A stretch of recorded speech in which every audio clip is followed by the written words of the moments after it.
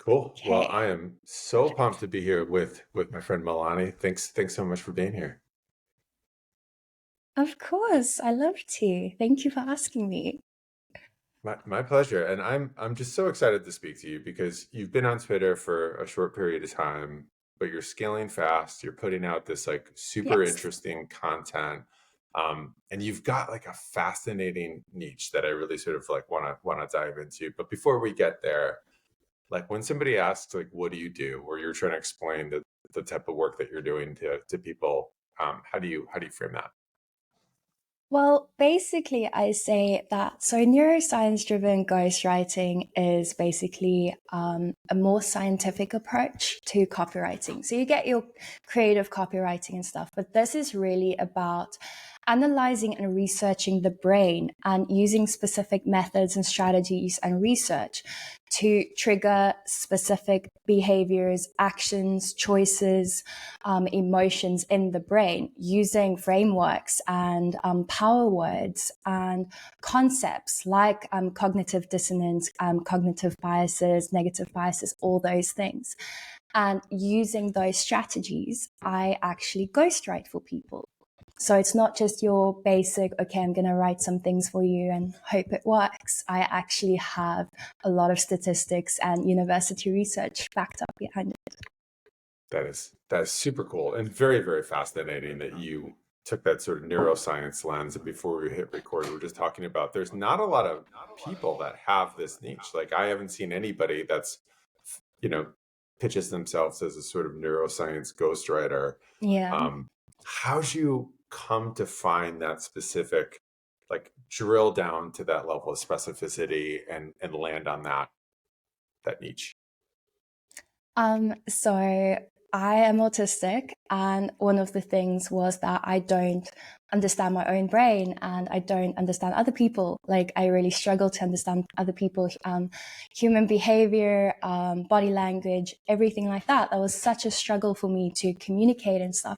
So I, in a way, start hyperfixating on neuroscience and psychology to understand my own brain and understand like how do my own um, like receptors in my brain work and interpreting and everything like that. And then once I felt like, okay, I feel settled in myself, it's like, now I want to understand everyone else. I want to know how everyone else functions. I want to know why do people do the things they do? Why do people think the way they think? Why do people feel the way they feel?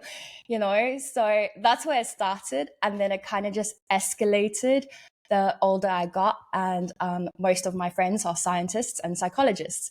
So then it became like an obsession in a way of like, okay, I've always wanted to be a writer as a kid. I grew up with like reading National Geographics and wanting to be a journalist.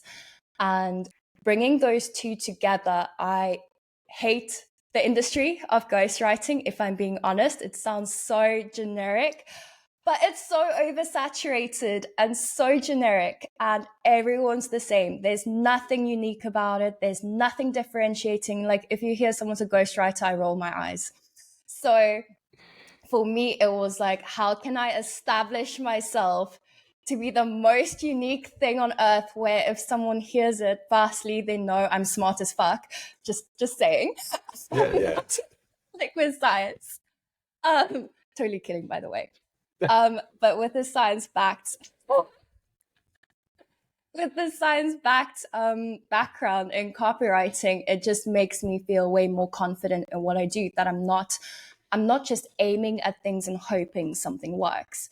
I know it's going to work based on research and studies and statistics. So it gives me a bit of an upper hand in that. And when I started seeing that's working for myself and for my clients, I was like, this is something I'm sticking to. No one knows about it. And it has really propelled me on LinkedIn and Twitter because it's so unique. It is so unique, and it's there's so many aspects to it. My light just went out here, so apologies. No, it is really unique, and the way that you're able to sort of get people to sort of drive behavior and understand the sort of deeper why behind meaning and all those different pieces definitely I think helps you stand out.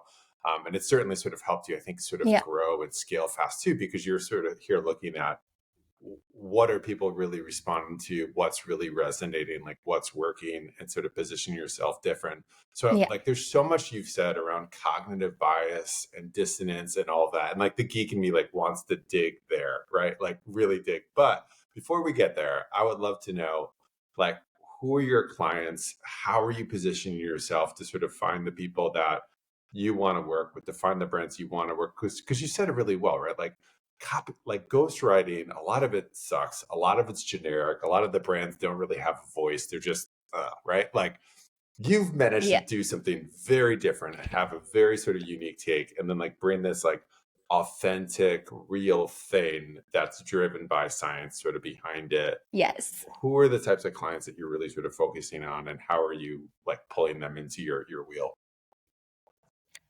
So a big part for me is executive coaches and coaches in general, but not the not the coaches necessarily that just, hit capacity. I really go for coaches with programs and cohorts and masterclasses and all those things that they are continuously needing to fill up their programs.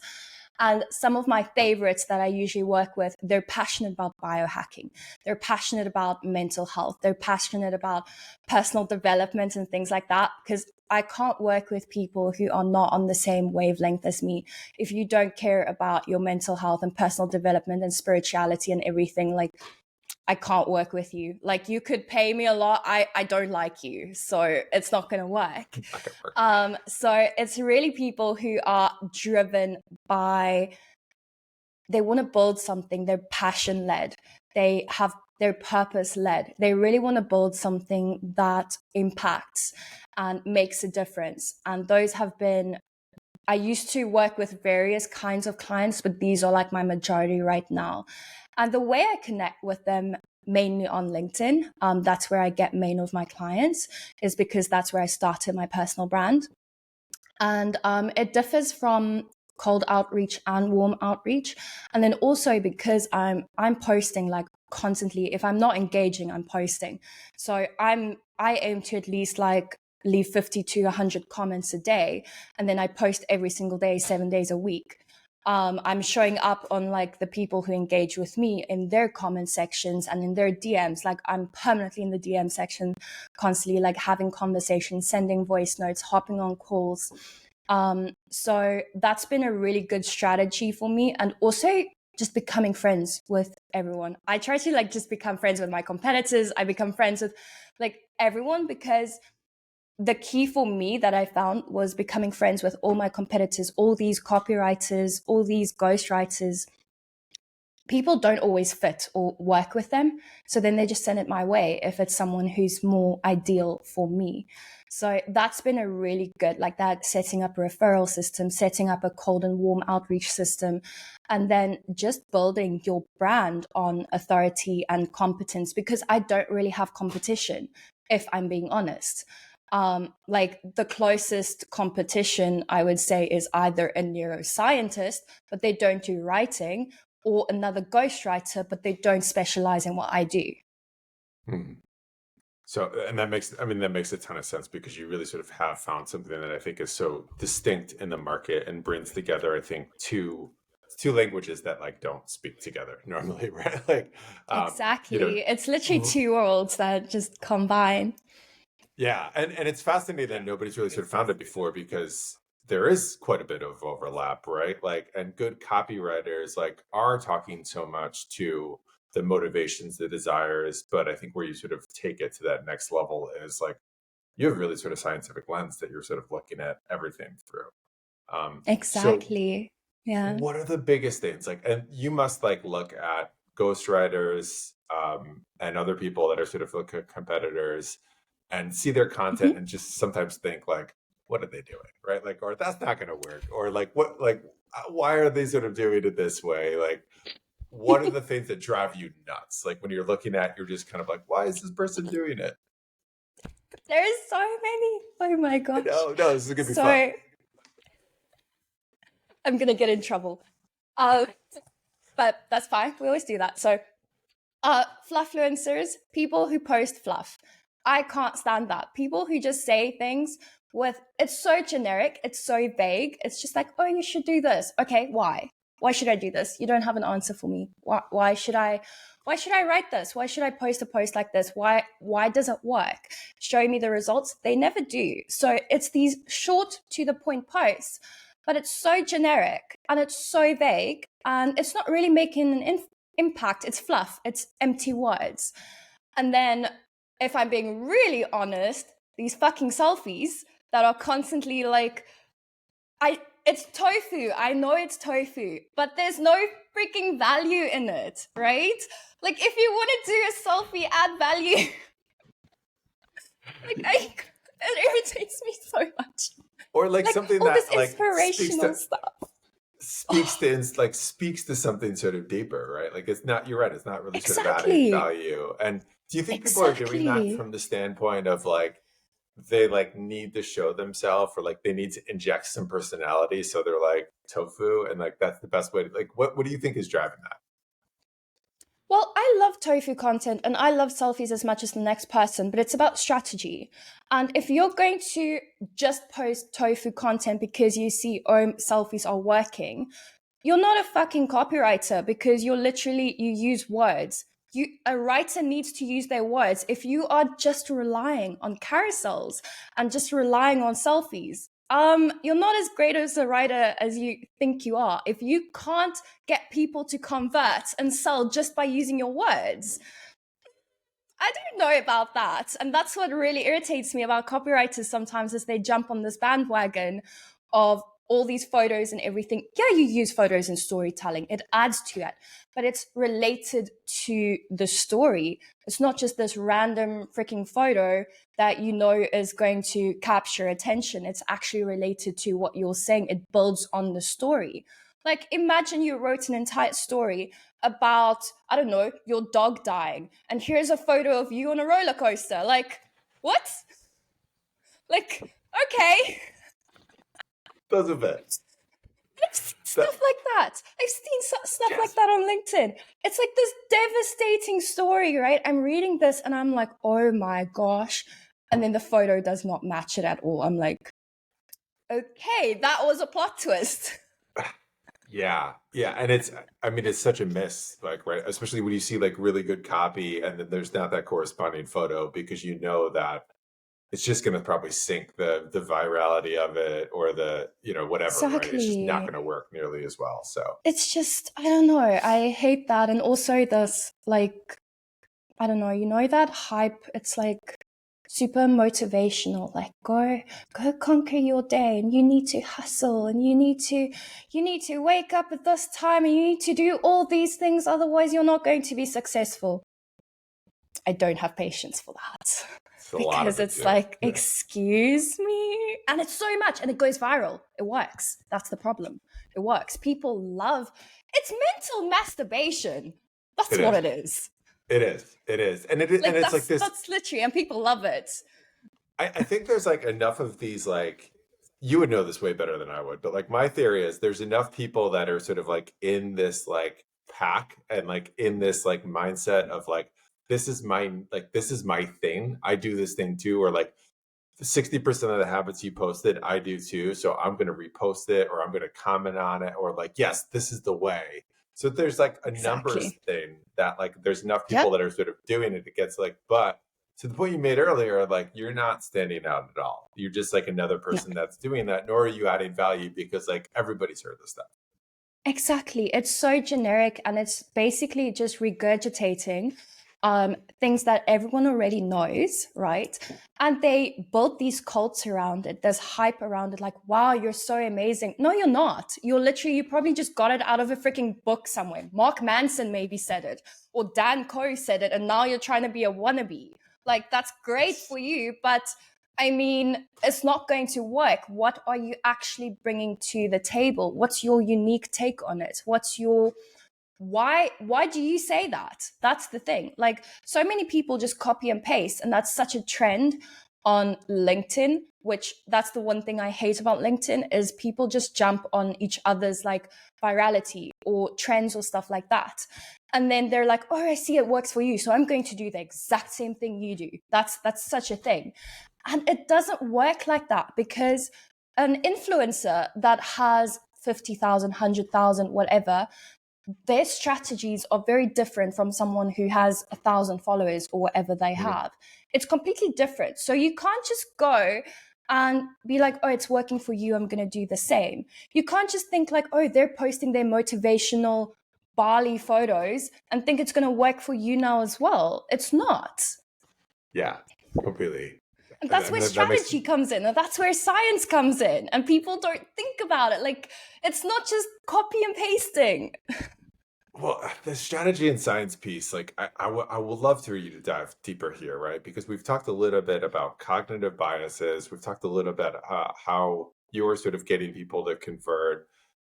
You've built at least one sort of like really good business. You're constantly in DMs. You're constantly sort of doing stuff. You're building and actually sort of like doing the actual thing and getting people to sort of Yeah. buy and making content that works and crafting things in sort of unique voices and doing all of this kind of stuff. What are the triggers that work, right? When you're crafting, whether it's a landing page or copy for somebody, or you're stepping in and just being the voice for this person, which is a huge responsibility, right? Like a big Yeah. thing. Like what do you know? Like what's your some of that secret sauce that you're talking about that like I'm going to get these people to convert. I'm going to get them to buy. I'm going to get them to take action. Here's how I'm doing it. So, one of the things that I really go into is knowing and identifying what are the negative biases, because that really works. Negativity works. Whether you want to accept it or not, negativity works. Whether it's negative hooks, whether it's really touching on those pain points to the point of aggravation, like it's hurts. That actually works, because people are scared of that. They will touch on a pain point, but they don't want to dig into that. Where for me, because I'm in the world of trauma, inner work, and everything, I will go there. Like, I will go deep and dark and messy.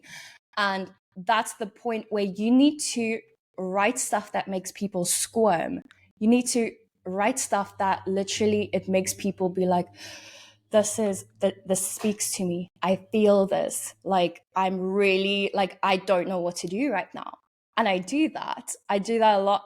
And it upsets some people, and it gets people in the DMs other times, right? So that's the one thing that works really well. Confirmation bias is my other one that I really love.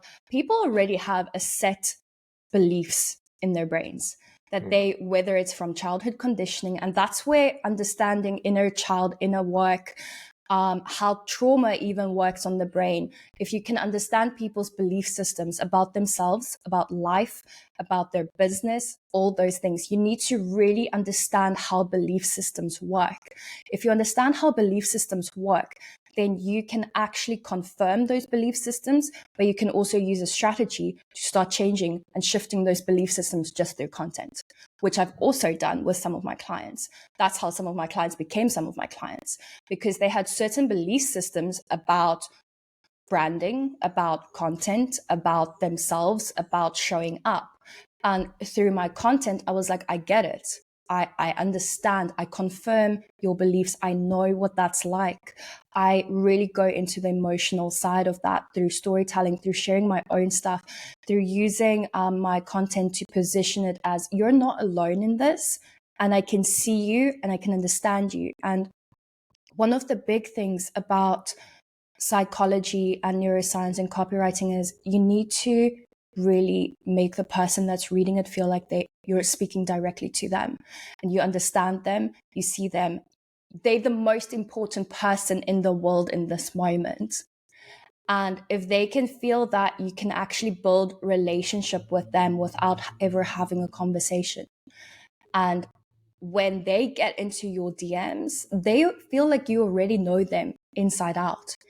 Like, they know that you understand them. They know that you understand the pain and frustration they're going through, but it's so much deeper than that. I had a client who, they were so scared of showing up and saying the wrong thing, because as a kid, they felt like every time they said something, it wasn't right and they would get punished for it. So understanding that belief system of how it plays into and it comes forward, this is not just a surface level belief system. This is childhood stuff. And to be able to walk through that and start reframing it, to be like, listen, you're not alone in this. You have thoughts, you have ideas, but you're not going to embarrass yourself. I am here to help you translate those things into a way. So you're not going to mess up. You're not going to get it wrong. I got you. I'm protecting you. I'm safeguarding you, and I'm that buffer for you. And when people understand that, that fear starts calming down. And I watch their confidence grow in, I want to talk about this. I want to talk about this. I want to show up like this. And that's where you need to understand how the brain works. That's how you need to understand how the nervous system works. I was talking to someone on Twitter the other day, and they were doing cold DMing, and they were asking people for feedback. And I was like, shouldn't I don't want to be mean, but I'm also very blunt. Like, I'm going to tell you as it is. I'm not going to sugarcoat it. And he was like, well, go ahead, roast me. And I was like, you just triggered that person's nervous system. So you get fight, flight, freeze. You just cause them to freeze with your message. You're not going to get anything out of them, because now they're going to associate you with that nervous system response. So that's not going to work. If you actually want them to respond, you need to work according to someone's nervous system. How do you do that? You don't know their nervous system, firstly. So you can't just come head on, because you are going to trigger someone's nervous system in that sense. So I gave him a couple of scripts, and I gave him a couple of methods that works alongside someone's nervous system, regardless of which one it is. It's going to ease into things so that no one feels cornered. No one feels like they're being pressured. No one feels like they're being trapped, which removes that trigger of, oh my gosh, I'm going to run away now, or I'm going to freeze, or I'm going to ghost you. And in doing that, they get a better response. Again, that's where you need to know about neuroscience and psychology, because otherwise you would just be like, why is this not working? I sent a message. I tried to. Why is it not working? You just said something you said a few things that were just so brilliant and thoughtful, and got to the deeper core of trauma and all of these pieces that you're doing. And one dichotomy I want to bring out, because I feel like you can explain how to walk this bridge like few can, but you said two things that somebody that's new to the space might be like, how do you navigate that, right? The first being, you really need to aggregate, right? And you need that sort of negativity and then emotion. But at the same time, you have to sort of not put them in a sort of nervous system response to stop them from, completely sort of shutting down or associating your content with the thing that's not working or triggering for them or whatever. How do you walk that line? What's the when you're working with a coach or work with somebody and you're trying to sort of get them to sort of get that sort of next level with their content, how do you do that? That's where it's actually interesting, but that's where validation and confirmation comes in, and then empathy. If you can really make someone feel like, I understand what you're feeling, I know how hard it is, because most people, and this, whether it's through content, whether it's through business, this could literally just be day-to-day life and relationships, right? Someone wants to feel that you get it. Someone wants to feel like, you know what I'm going through, because I believe one of the biggest human pandemics is being misunderstood, and no one understands. And we feel alone because of that. We feel like we have this belief thing that I am the only one that's going through this. No one knows what I'm experiencing. No one knows about this stuff going on at home. No one understands, I went through this and this and this. No one understands that I'm struggling with all these things. And if you can write your content to just be like, you know what, there's empathy in that. And that's why I sit with scientists, I sit with psychologists, I sit with so many different people from various backgrounds to really dig into these things of, listen, people want to feel understood. People want to feel like they're not alone in this. And it's about bringing those things up in content through triggering pain points and using negativity bias, but coming from an approach of empathy, like, you're not alone in this. I can help you. You're bridging the gap, because the worst thing a copywriter can do is trigger those pain points and then abandon people. You just put out a post and you just be like, I'm bringing all the stuff up in you, but I'm not going to catch you. I'm not going to be there for you. For me, that's something that I really value. And even if I can't help someone 100% unless necessarily, like, let's say they're not going to work with me with ghostwriting, I have things as backups, because I understand that thing of, I'm going to bring things up in you. I'm going to trigger some pain points on you. And I want to meet you where you're at, whether it's through my empathy in my posts, or whether I'm giving you resources, I'm giving you Loom screen recordings, I'm giving you coaching sessions because you're frustrated, you're struggling. And I would be a fucking bitch to just bring those things up in content and not help you, and only help those who have the money to pay my 3-4K packages. Come on. I feel that's so selfish. So for me, it's really about when I create content and when I trigger pain points, and when I use my neuroscience things to actually speak to my ICP and speak to my target audience. I don't want to just bring things up in people and leave them there. That's not okay. That's why I'm so in the DMs. That's why I give out so much of my time hopping on coffee calls, coffee chats, and DM conversations. And if people have asked questions, I will record an entire screen, Loom walking them through things, because I understand what it's like to, you're struggling and you know what the problem is, and you're just like, what am I supposed to do? I can see the problem. You're clearly showing the problem in this post. I can see that. I feel it. But what am I supposed to do? And that's the worst feeling ever.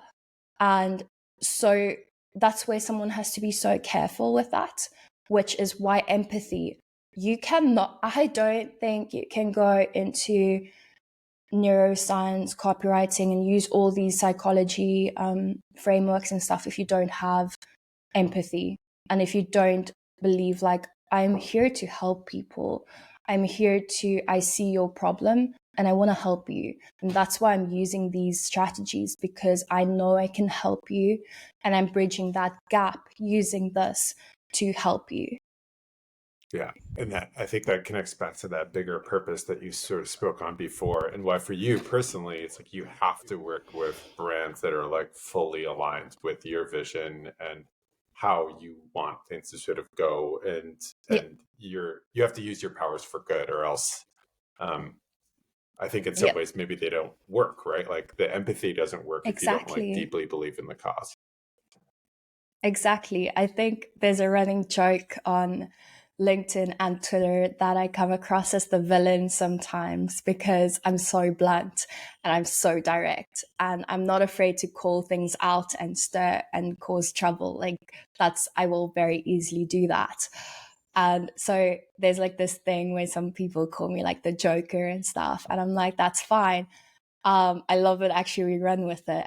But for me, the big thing is I'm the softest person ever. I cry over the most basic stuff. And working with brands that are compassionate and passionate, and they want to see people win, and they will pour out into people. They will, cheer them on and stuff.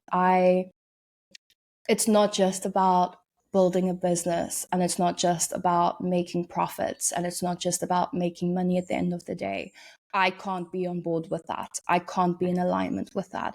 It has to be people who are they want to improve their own lives. They want to improve other people's lives. They want to pour out and give and make a difference, because that's something I used to be a youth pastor. I used to volunteer for years with kids, and it's one of the most draining things you can ever do, especially if all these kids have so many traumas and struggles and stuff like that. But it's not about you. You pour into these people, and that was my purpose at the end of the day is making a difference.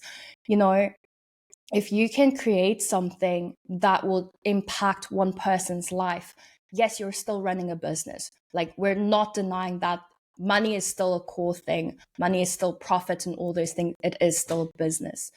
But if that's your driving factor, I can't work with you. Like, that should be the additional thing. You need to have purpose. You need to have vision. Because someone once said, okay, so you want to reach 10K months.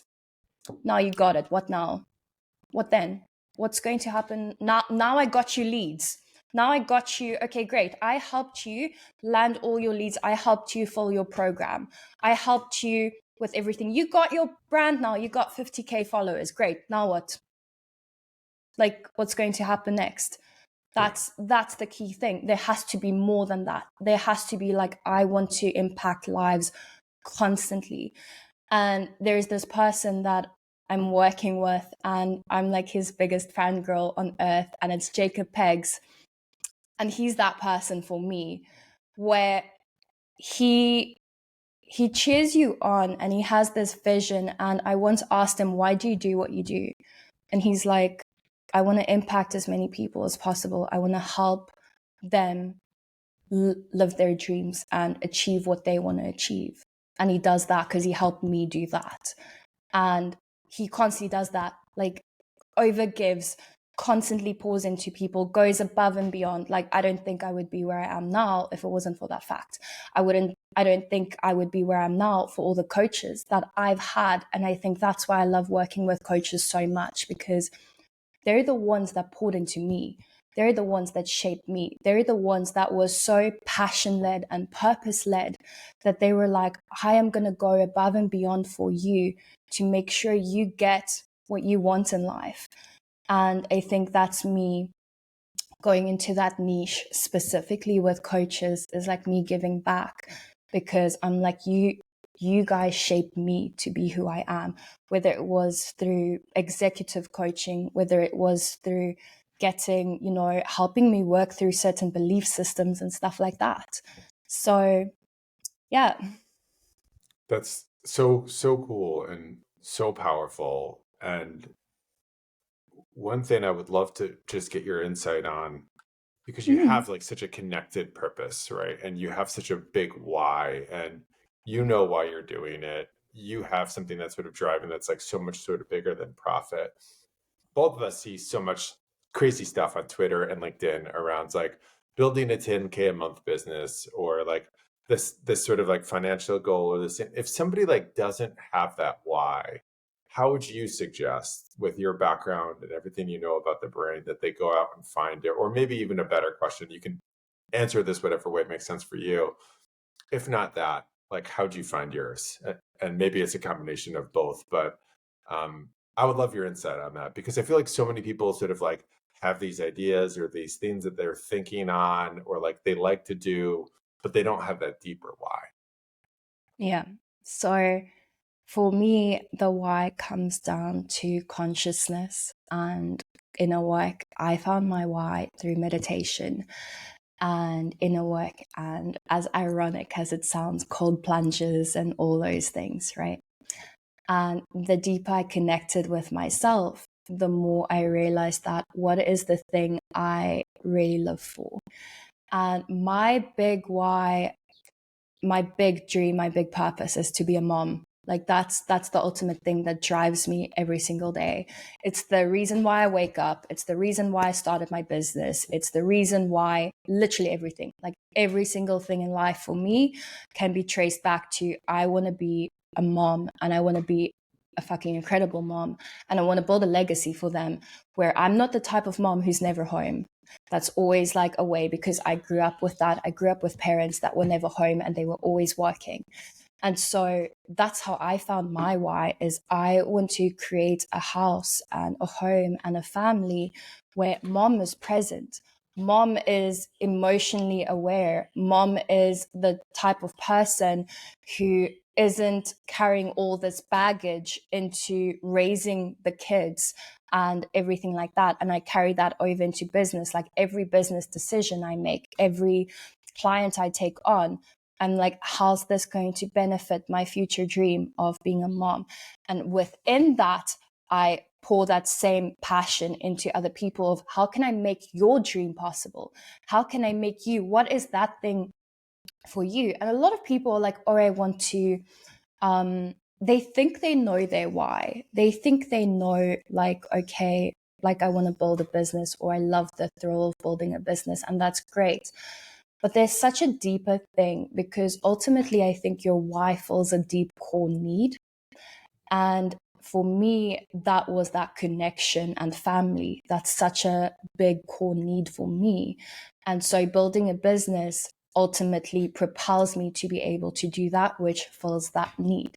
So I think a lot of people, when they're building a business, when they're building a brand and stuff like that, what is the actual thing that's driving you? You need to be able to be aware enough. If you're disconnected from yourself and not conscious, it can be very easy to chase happiness externally. And you're like, I'm going to build this business. I'm going to make a 10K month. I'm going to do this. I'm going to do that. For me, yes, I'm going to one day be a mom. And then I reach that, check. Okay, great. What's the next thing? Raising great kids, check. There's always going to be a next level in that. And there's always going to be another coach that I can help. It's not going to run out. So you need to make sure that your purpose and your why is ongoing and continuous. And you need to understand that the better you know yourself, the better you know what your core values are. That's the thing that motivates your why. If you don't have core values, if you don't build your life on core values, you're going to shift from thing to thing to thing to thing. Oh, I'm building my business because of this. Oh, I'm building my business because of this. Your choices are not going to align. Your emotions are going to be all over the place.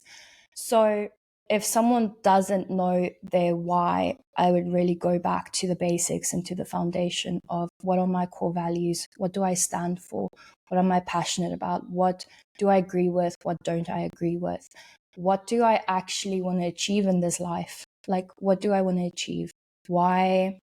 And it's like such a common question of like, why do I exist? And I've also been there in that mindset that sends you almost into a midlife crisis of like, why do I exist? Why am I here? Why am I alive?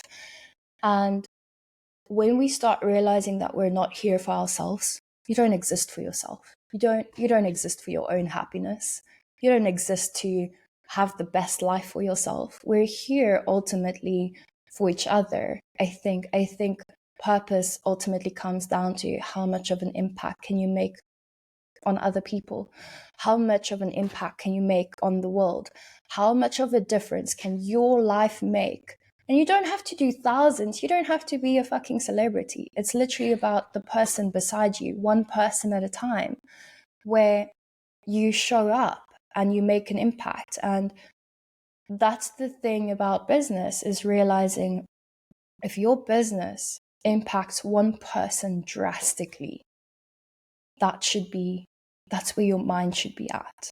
To be like, how can I help this one person so much that their whole life changes? Not go, we often get caught up in all these big numbers, like I want to do all these things. You don't need thousands and thousands and thousands to make an impact. And when you start thinking about the thousands, there's this thing in copywriting called the value of one. And in copywriting, you just speak to one person. You write to one person. You don't write to thousands. You just write to one person. And I think that's similar to business is, yes, you should be wanting to have all those big numbers and stuff. Of course, that's business. But you need to reframe and be like, if I can just make impact on one person, of course that spirals and goes and goes and goes and goes. But if you start losing focus on that, of you just want to reach all these big numbers and all these big people, your why becomes deformed in a way, because now you're just chasing things. You're just trying to get the next, you're never going to be happy because you're always trying to get the next level, the next mark, and you're going to feel empty. You hit your 10K, you're going to feel empty. The why is the thing inside of you that's like, I get to wake up today and I get to make an impact on someone. Like, that's freaking amazing. So cool. Yeah, incredibly well said. And I just I couldn't agree with that internal drive more, and the really beautiful way that you put it. How have you built? We've talked a little bit about storytelling and the why. How have you like put that why into your own content? How have you sprinkled that in? Because for you, it seems very aligned, right? When I speak to you and I hear your backstory, it maps so well to the person that I've seen online, and they feel very connected, right? How do you do that? Like I know that's like probably like maybe it comes naturally to you, kind of a thing. But like how do you put that why into your stories and like yeah. That's a good question. Um, my biggest flaw and strength is I overshare. Like, I have no filter. So I give way too much information on things people probably don't want to know. So for me, it's really about, there's this thing that Teddy Roosevelt said, about stepping into the arena. And before my brand went really into neuroscience, it was really focused on vulnerability. That's really something I was helping people step into, vulnerability online and authenticity. And I was helping them really channel themselves. Who are you? What do you stand for? What's your why? What's your story and stuff like that? And I realized that the best way you can do that is through modeling it yourself. And I showed up in radical vulnerability. I was like, this is who I am. This is my messy parts. These are my stories. This is my autism story. This is the stuff that went on throughout my process of being autistic and building a business that not many autistics do. It's not common, unfortunately. The struggles of being neurodivergent and trying to run a business, and sharing those stories, sharing that people resonate with it and they connect with it, and people buy from people, they don't buy from brands. And the more I stepped into the arena and showed my successes, my failures, my mess ups, my fears, literally everything that makes me me, not trying to put my best foot forward, not trying to pretend, but being like, here I am. Like, this is all of me right now, right here. And that's what has created this really loyal, connected community for me, where it's people that have my back. It's people who are constantly checking up on me if I skip a post. If I mention that I'm sick in the comments, they will be in my DMs, like checking if I'm okay. Do I need anything? Do I need help? Like, I've had people send me things like, are you okay? Like, I'm going to send you like a care package. I'm going to like, that's my community.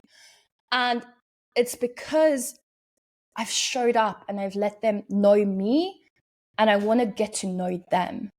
And I tell my clients this, and I tell people this, like, the more you get to connect with yourself, and it constantly, like for me, it always comes down to consciousness and self-awareness and everything.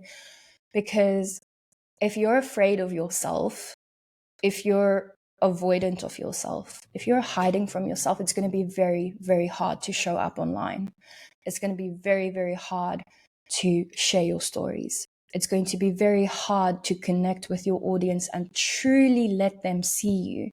You can come up with some fancy little words, position yourself as like this thing. People can see through the bullshit. They can see that. They can see that you're not being real, that you're not fully there. And so that's what it comes down to with the storytelling, to share my why, my purpose. I think I really embody it in the essence of vulnerability, and I live and breathe that thing that Teddy Roosevelt said. Like, you need to show up. If a post does good, great. If a post does bad, that is not a reflection of me. That's literally, go back to the research. Hmm. I missed something. That's really what it is. Yeah, this is so powerful and so very well said.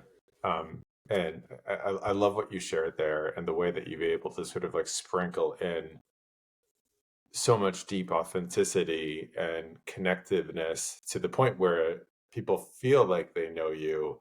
And Yeah, then you're making that extra effort to really sort of like get to know them and feel out who they are, and in a very sort of like authentic way. Because if you're not being authentic, like you're exactly right. Like you can just tell. It just like there's like a energy that sort of comes like through the writing. exactly. You Yeah. can pick And it up. You feel it, you sense it.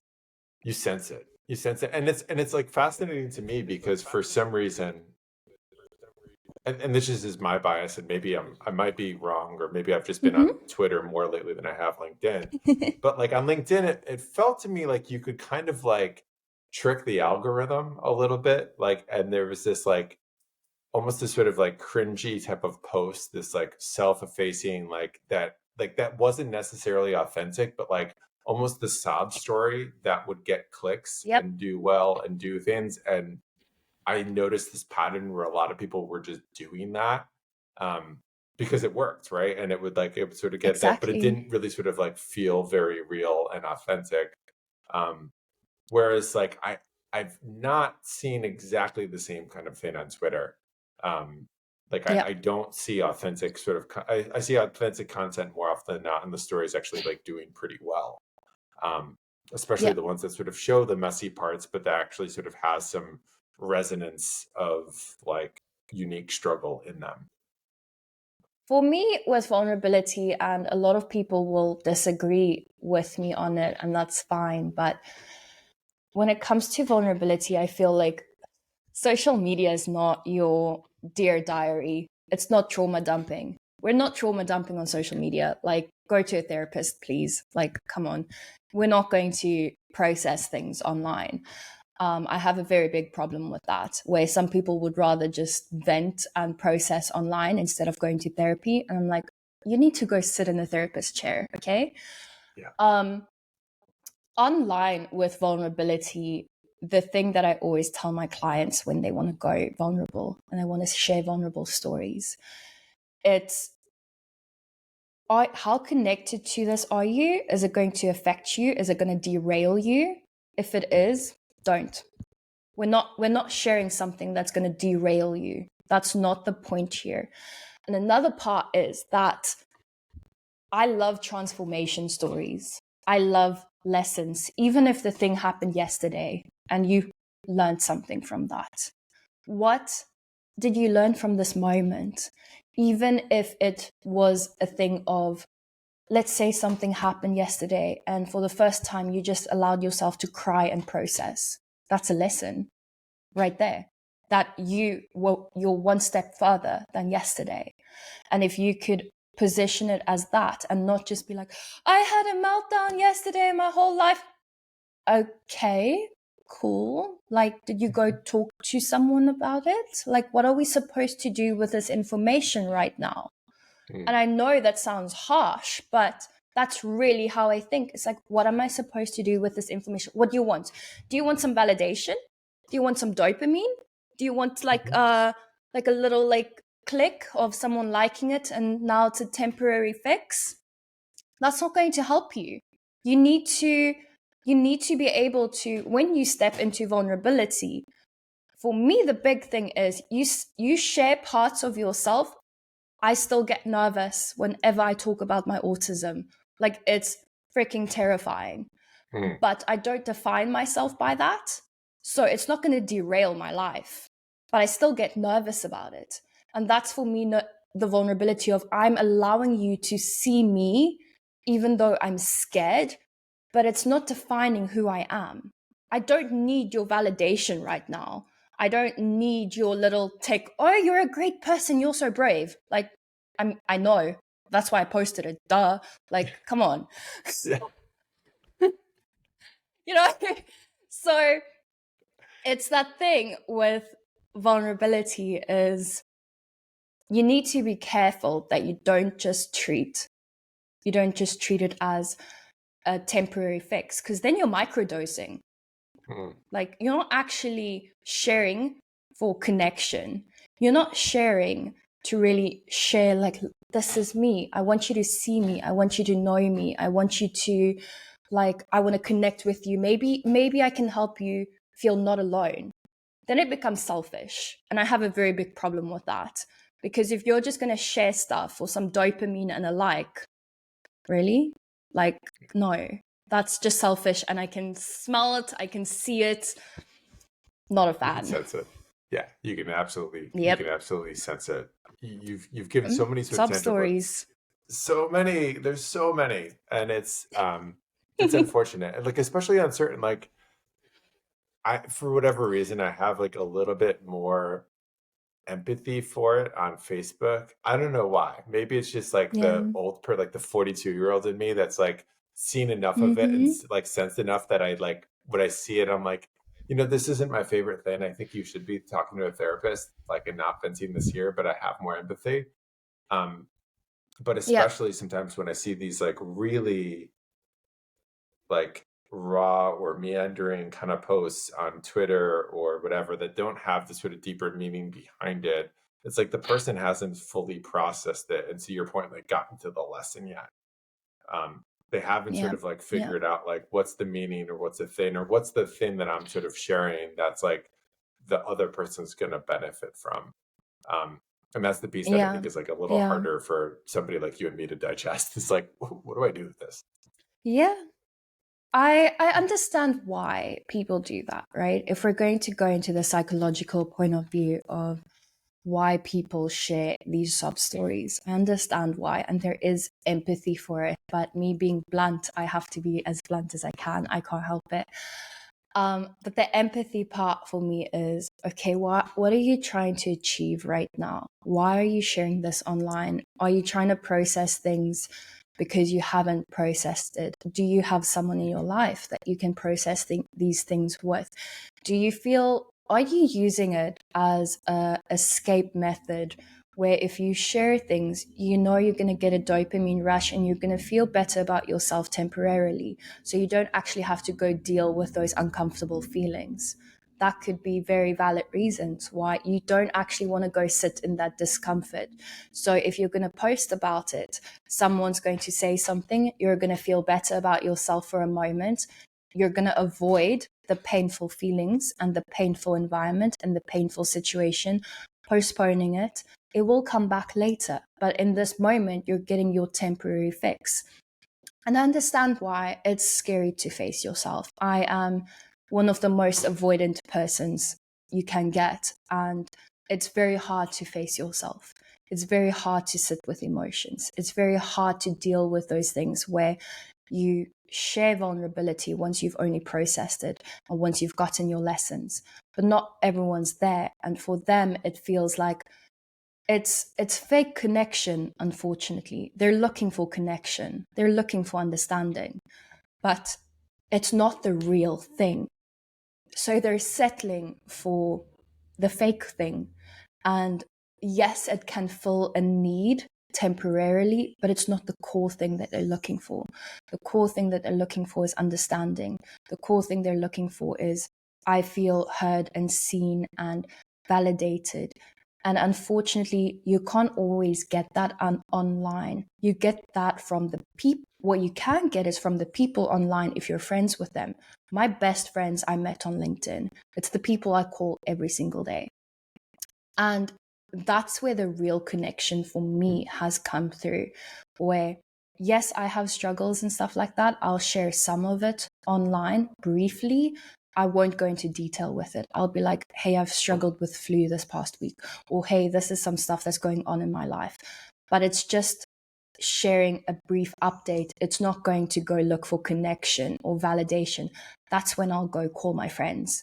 That's when I'd be like, listen, this is what's going on in my life. And I'll go deep and messy and vulnerable and process that, because not everyone online should have that deep access to you. And you really risk hurting yourself, because Twitter is brutal. I remember when I started talking about my autism, people called me fucking privileged. They were like, but you're white and privileged. Like, who cares? You're white and Yeah. privileged. So it doesn't matter if you're disabled. I'm like, I'm disabled. I struggle with things. Yeah, but you're not nonverbal. How would you know? I go weeks to months without being able to talk. I go nonverbal. You just don't see it. I don't give you access to that part of myself. You don't see the things that's going on behind the scenes. You don't see the fact that I can't go to grocery stores. You don't see the fact that I can't go to any public place because of sensory stuff. You don't see the fact that it's really hard to have friendships or relationships because of my autism. You don't see the amount of men that have walked out of my life because they can't deal with my autism. You don't see the fears of being a mom, like that concept that I'm constantly struggling with, like, I'm going to be autistic and I'm going to be a mom. Is my kid going to be autistic? Can I handle being a mom? They don't see that. And I'm not going to go broadcast that online because people are going to have so much to say about that. You go talk about those vulnerabilities with people you trust. You don't go process that online because there's that thing. So there's this thing, I think it's like a biblical concept. I'm not sure. It's like something where they're like, don't throw your pearls in front of the swine. Don't go throw your vulnerabilities. Don't go throw your precious stuff that's like sensitive just in front of anyone. Like, they're not going to value that. They're probably going to come at you. And as much as I have empathy for it, I'm also like, that was a stupid move. Like, come on. Yeah. Well, I think I really appreciate what you said around the sort of giving the tail of it, like giving the specific, some amount of specificity with it so people sort of understand the journey and it's relative to the narrative, but not really going deep. Yeah. And I give you a lot of credit for how you've towed that line, both emotionally and then strategically, right? Because you're not just like, you understand the neuroscience behind, you understand what's driving the person that's on the other side of it, who most of the time is like looking for their own kind of validation, their own dopamine, or trying to feel better about whatever it is that they're going through and calling out your Yeah. privilege or whatever it is, right? There's something deeper driving that, and you Yeah. understand that. But at the same Yeah. time, you know that your core audience and your value proposition does rely on this sort of unique mix of like a value of authenticity, of like really pulling people into this sort of deeper narrative and the deeper why that is so connected and bigger to all the things that you are. So I give you a ton of credit for doing that. Milanie, where can people find out more about you? Like, you've got this like super cool background, you're doing all this incredible work. Where can people connect? So basically, my main two platforms at the moment is Twitter and LinkedIn, just Milanie Grae. We're building out a website now, so it's under construction. But yeah, so it's very basic, very easy, just Milanie Grae. And yeah, that's where you can basically get it. I'm so pumped to see all the great things that you do. I'm selfishly hoping you teach some classes in your niche and your fascinating sort of sub areas that you've managed to carve out, because I feel like your methodology and the way you're thinking about these things are just insights that more people need to hear. So pumped to watch you. That's so interesting that you mention it, because that's actually in the works in the background that we're looking at building out like a coaching program or cohort to really go into the depths of neuroscience and psychology and content creation, and also just in your general day-to-day life, right, as an entrepreneur. So it Yeah, will be coming soon. awesome. We will. I'll be certainly sort of helping share that and give the rounds there. So thank you. This is awesome. Thank you so much. I really appreciate you having on me and like having this conversation. It's been lovely. Absolutely. I'm just